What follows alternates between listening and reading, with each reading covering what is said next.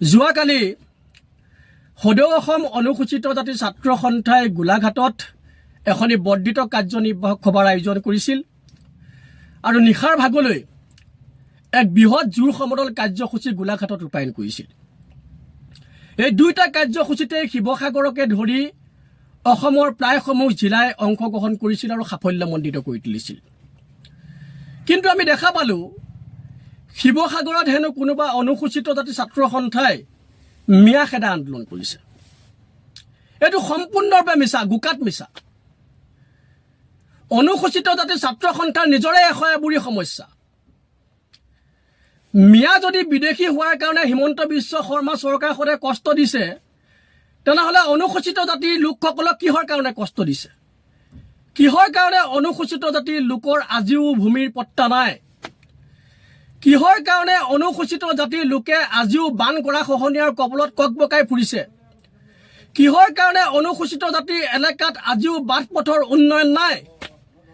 কিহৰ কাৰণে সমগ্ৰ অসমৰ অনুসূচিত জাতিৰ প্ৰতাৰণা হোৱাকৈ ভুৱা জাতিগত প্ৰমাণপত্ৰসমূহ লিগেলাইজ কৰাত এই চৰকাৰখনে সহায় কৰিছে? এশএবুৰি সমস্যা অনুসূচিত জাতিৰ লোকসকলৰে আছে। এই মিয়া নামৰ নেৰেটিভটোৰ কথা চিন্তা কৰিবলৈ আমাৰ সময়েই নাই। ঠিক আছে, মানি লৈছোঁ মিয়া, আমি কৈছোঁ মিয়াক খেদিব লাগে, উচ্ছেদ কৰিব লাগে, কষ্ট দিব লাগে। কিন্তু অসমৰ ভিতৰত ৰাখি কিয়? আমি এই উজনি অসমৰ পৰা নামনি অসমলৈ মিয়া খেদোৱা কাৰবাৰটোত আমি নাই। যদি খেদিব লাগে অসমৰ বাহিৰ কৰি দিয়ক। যদি অসমৰ একমাত্ৰ মৌলিক সমস্যা যদি মিয়াই হয়, তেনেহ'লে অসমৰ পৰা বাহিৰ কৰি দিয়ক। উজনি অসমৰ পৰা নামনি অসমলৈ খেদাটো কথাটো কেনেকুৱা ধৰণৰ এটা কথা? নামনি অসমখন কিন্তু অসমৰ ভিতৰত নপৰে নেকি?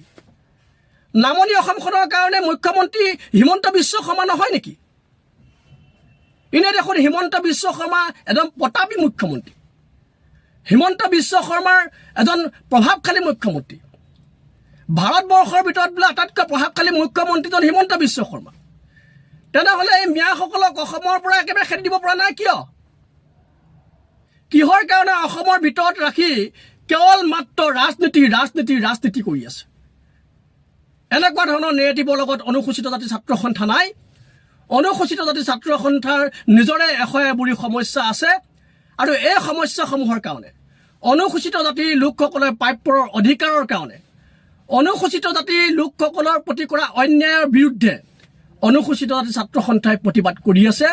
কোনো মিয়া খেদা আন্দোলন অনুসূচিত জাতি ছাত্ৰ সন্থাই কৰা নাই। এই কথাটো সামাজিক মাধ্যমৰ জৰিয়তে স্পষ্ট কৰি দিলোঁ। ধন্যবাদ। জয় আই অসম।